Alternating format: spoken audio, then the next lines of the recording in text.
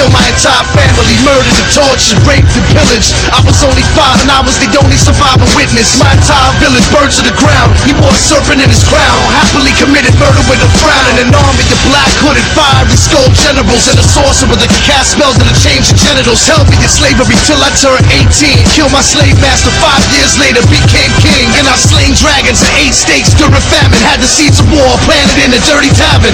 Had the seeds of presidents killed in a burst of anger. And had their parents bleed to death on the floor of a dirty bathroom. I watched the palaces burn. I seen the ashes of my comrades return to their family in an urn. While a proud child remembers his father that died, the cycle continues with vengeance alive in his mind.